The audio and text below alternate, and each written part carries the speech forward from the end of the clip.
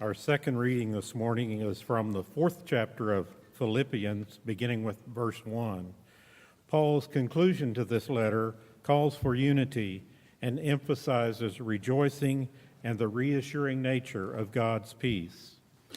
Therefore, my brothers and sisters, whom I love and long for, my joy and crown, stand firm in the Lord in this way, my beloved. I urge Euodia and Syntyche to be of the same mind in the Lord. Yes, and I ask you also, my loyal companion, help these women, for they have struggled beside me in the work of the gospel, together with Clement and the rest of my co-workers, whose names are in the book of life. Rejoice in the Lord always. Again, I say rejoice. Let your gentleness be known to everyone. The Lord is near. Do not worry about anything, but in everything, by prayer and supplication, with thanksgiving, let your request be made known to God. And the peace of God, which surpasses all understanding, will guard your hearts and your minds in Christ Jesus. Finally, beloved, whatever is true, whatever is honorable, whatever is just, whatever is pure, whatever is pleasing, whatever is commendable, if there is any excellence, and if there is anything worthy of praise, think about these things. Keep on doing the things that you have learned and received and heard and seen in me, and the God of peace will be with you.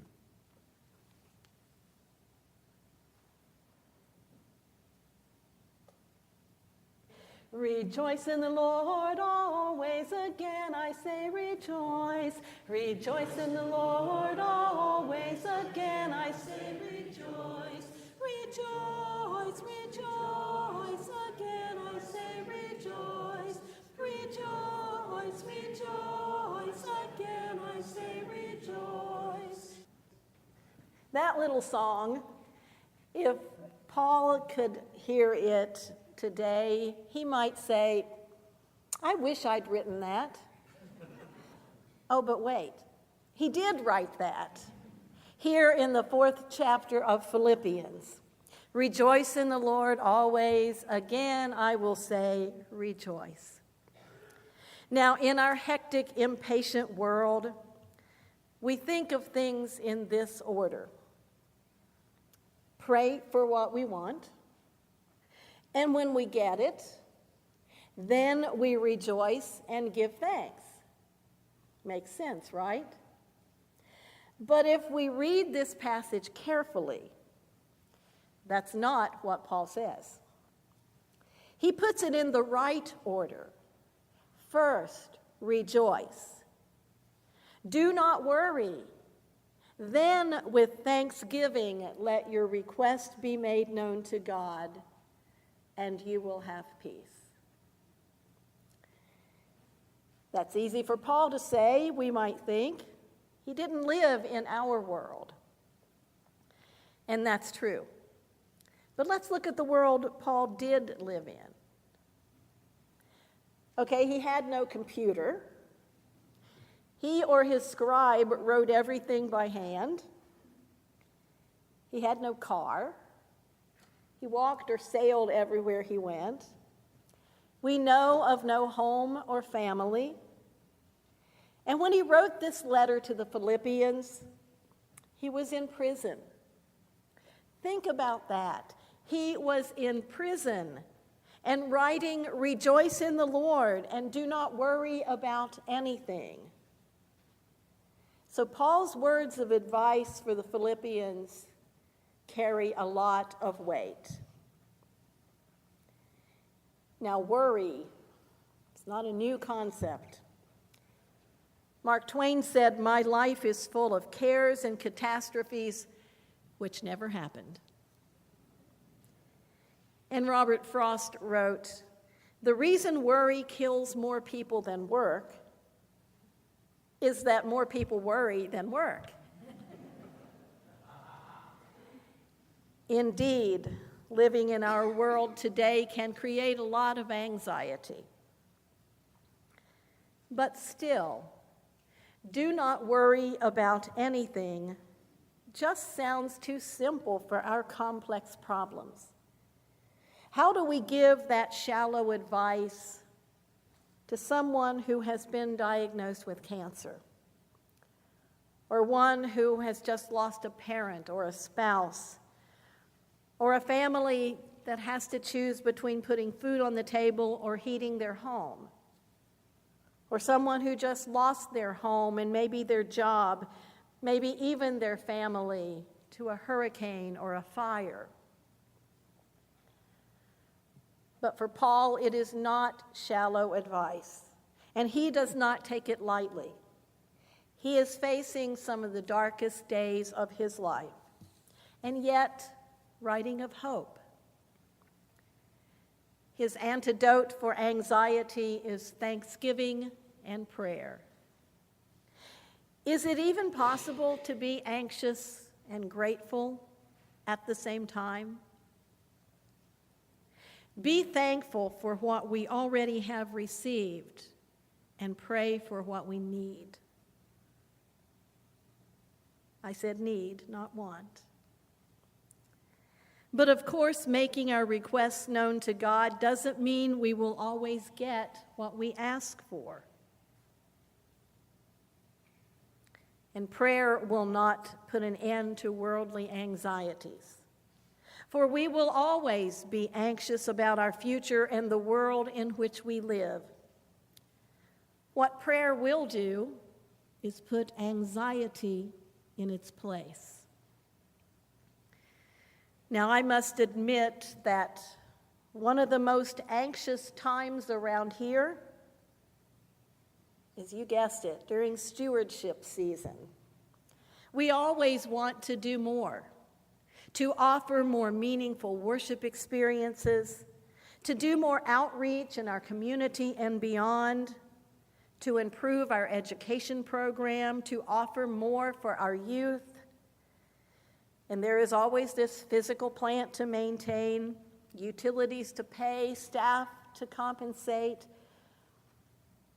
But the reality is that we can only do as much as our budget will support. And so we hold our collective breaths as we wait to see whether the estimates of giving from our congregation outweigh the budget requests from our various departments.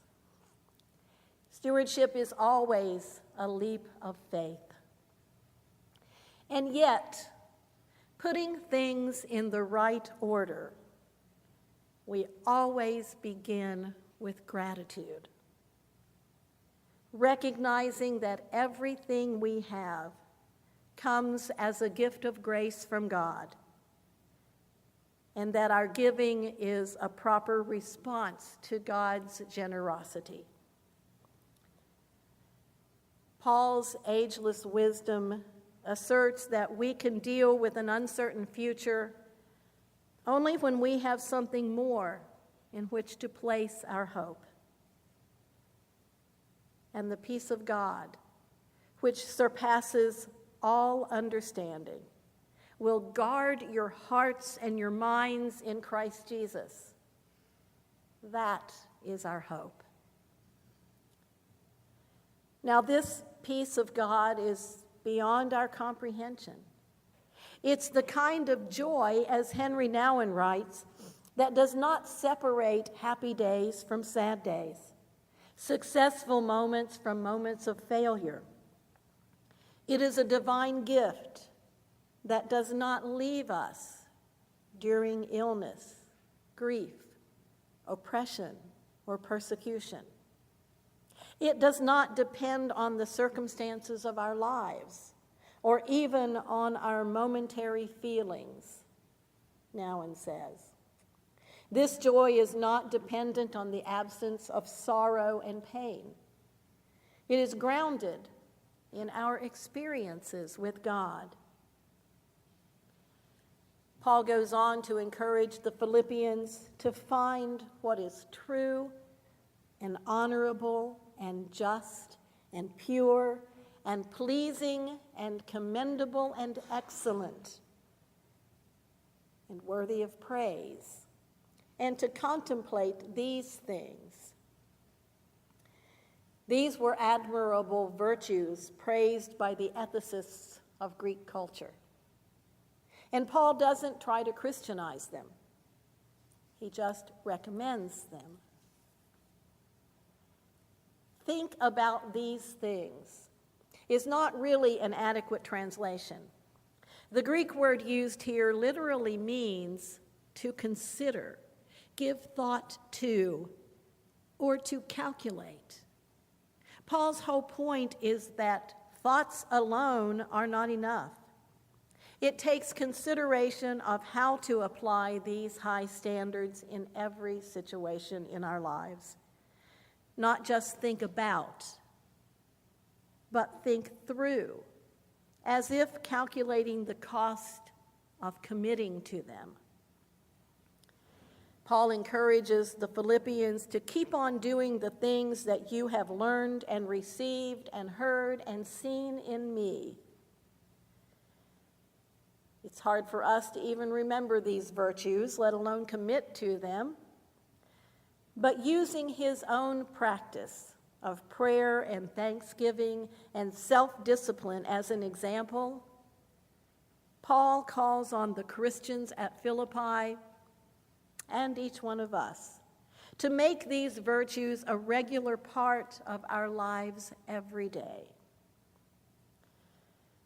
Now, whether we choose to do that is up to us. We cannot always determine what happens to us, but we can choose how to respond to whatever happens. Will it be with worry and anxiety, or with Paul's list of virtues that result in peace?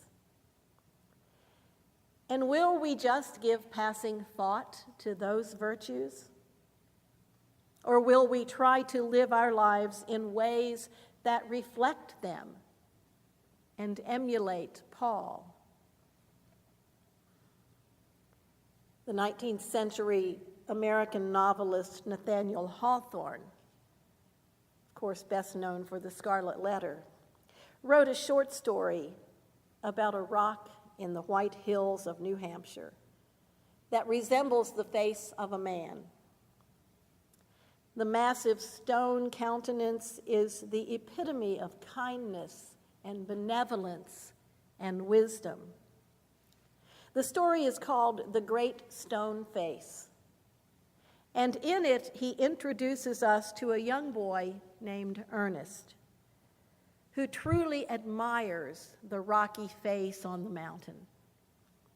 As the story begins, Ernest's mother tells him that according to a Native American legend, someday a boy will be born whose features gradually assume the likeness of that face.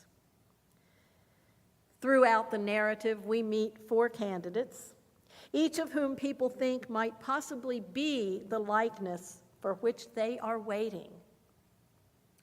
Each time one appears, Ernest looks anxiously to see whether that is the one. And each time he is disappointed. The first to come along is an extremely wealthy man named Mr. Gathergold. The second is a retired general called Old Blood and Thunder. The third, a politician known as Stony Phiz. None of them can really fulfill the likeness of that kind stone face.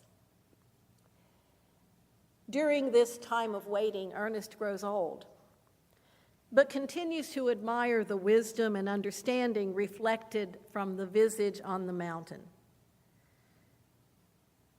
The story ends with the appearance of a 4th candidate, a revered poet that Ernest thinks surely must be the one. But the poet sees the striking resemblance between Ernest and the great stone face. Old and wise as he has become, Ernest is finally acknowledged as the face on the mountain. He truly became what he had admired and tried to emulate all those years. Perhaps we are put off by this list of virtues offered to us by Paul. But if we put them uppermost in our minds and commit ourselves in time, like Ernest, maybe we will become the embodiment of them and find deliverance from our anxieties and the peace of God in our hearts. Amen.